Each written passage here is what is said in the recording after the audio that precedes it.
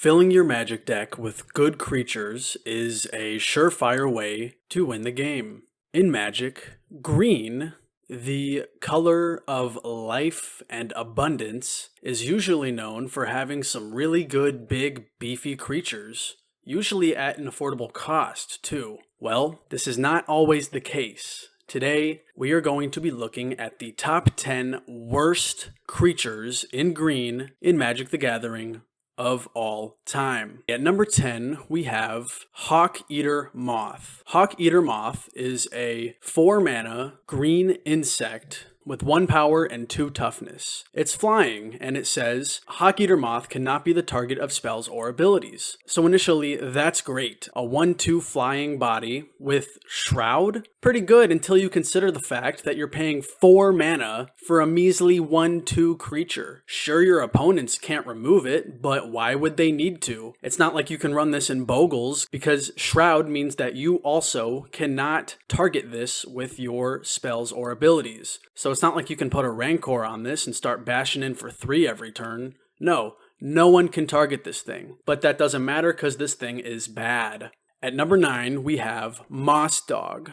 Mossdog is a 1-mana, 1/1 hound, and it reads, whenever Mossdog becomes the target of a spell or ability an opponent controls, put a +1/+1 counter on Mossdog. So, okay, this is not too bad. It's a 1-mana, 1/1 with technically upside. However, the upside requires that your opponent target it with a spell or ability. Why would they target this? This is a 1/1 creature with nothing. The only time they might target this with something is if they're about to kill it. And in most cases, a +1/+1 counter on this thing is not really going to help stop that. At number 8, we have Aisling Leprechaun. It is a 1/1 fairy for 1 green mana. I had no idea that green had fairies, but I guess they do, and I guess leprechauns are fairies? I don't know. Anyways, whenever Aisling Leprechaun blocks or becomes blocked by a creature, that creature becomes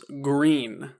Who cares? So yeah, basically for 1 mana, you're getting a 1/1, and whenever it blocks or becomes blocked, which by the way, at that point, it's probably just gonna die anyway, well, what do you get for that payoff? Well, their creature becomes green. I don't know, I mean, maybe if you're playing Deathmark, but even then, that just seems like a really bad combo. This just seems worthless. At number 7, we have Elvish Pathcutter. Elvish Pathcutter is 3 colorless and 1 green for a 1/2 elf, which is pretty bad, but oh hey, this has some text on it. For 3 mana, target elf gains Forest Walk until end of turn.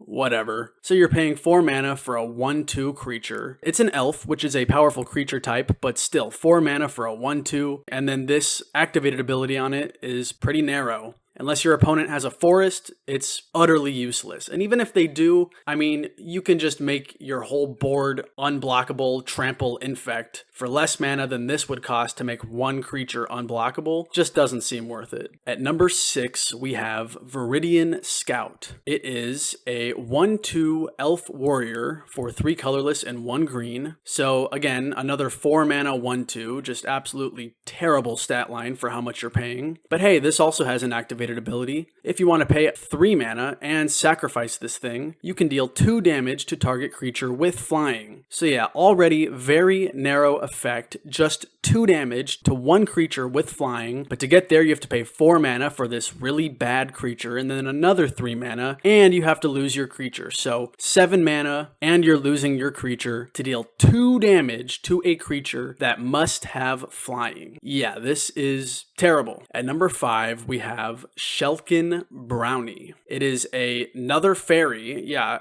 green has a lot of fairies, I guess, and they're all bad. It is a 1/1 fairy, and it has a tap ability. Remove the bans with other ability from target creature until end of turn. Do you know what that means? I don't. If you don't know, banding, or bans, is this old mechanic that usually appears on old Magic cards, and there's a reason that it never appeared again, because it's really, really bad. Here we have a green creature that that removes bans, which is a bad mechanic, from a creature. Oh, and it's only until end of turn. So 2 mana for a 1/1 that can remove a very bad unseen keyword from another creature until end of turn. Yeah, pretty bad. At number 4, we have another card with Brownie in its name, except this creature actually is a brownie instead of a fairy. Fyndhorn Brownie. It is 2 colorless and 1 green for a 1/1 creature. Oh, but hey, it has an activated ability where you can pay 3 and tap this thing to untap target creature. Yeah, this is just awful. I know I've probably said that 10 times already, but 3 mana and you're tapping this thing. And you're paying 3 mana for a 1/1 body, and the effect you get is just to untap a creature. At number 3, we have Sophic Centaur. It is a 4 mana 1/1 Centaur Spell Shaper, and it has an activated ability. You can pay 4 mana, tap it, and discard a card. And what do you get for all that? You gain 2 life for each card in your hand. One day I'm going to make a video about the worst life gain cards, and this card will probably go in there. Gaining life is not really a good effect in Magic. This card does it for 4 mana, plus you're discarding a card, which is counteractive to the point that you're gaining 2 life for each card in your hand. 4 mana for a 1/1 creature that really has a useless, terrible ability. Next, at number 2, we have Wood Elemental. It is 4 mana, and it has star toughness. Stars in the lower right-hand corner are set to the number of untapped forests you sacrifice when Wood Elemental is brought into play.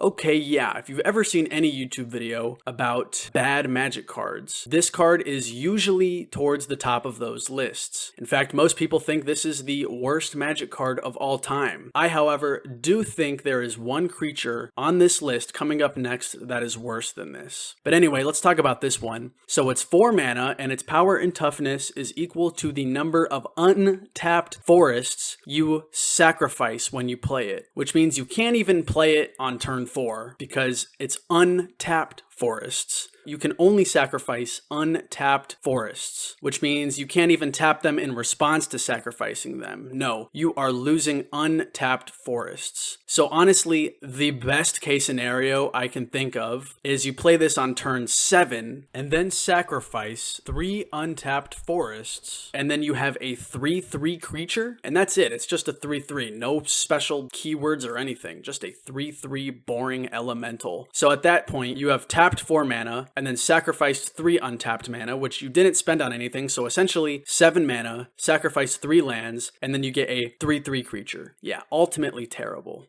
What could be worse than Wood Elemental? Well, at number 1 we have Tempting Wurm, a 2 mana 5/5 Wurm. Now, at first, that may sound really good. 2 mana for a 5/5? Hell yeah. But the illusion comes crashing down when you read this card's text box. When Tempting Wurm comes into play, each opponent may put any number of artifact, creature, enchantment, and or land cards from his or her hand into play. Wow. Talk about a downside. So on turn 2, you can slam this thing into play. Sure, you'll have a 5/5 creature ahead of curve, pretty good. However, you will then proceed to allow your opponent to dump their entire hand onto the board for free. You are getting a 5/5. They are getting literally any permanent, except for planeswalkers, from their hand onto the battlefield for free. So yeah, you are definitely losing the trade. Pretty much any deck runs permanents, so this is bad against any deck. You are losing the game if you play this card. Do not play this card. Why does this thing even exist? Oh my gosh. Anyway, that's going to be it for today. Please like and subscribe. Also, check out this video if you want to see the worst burn spells of all time.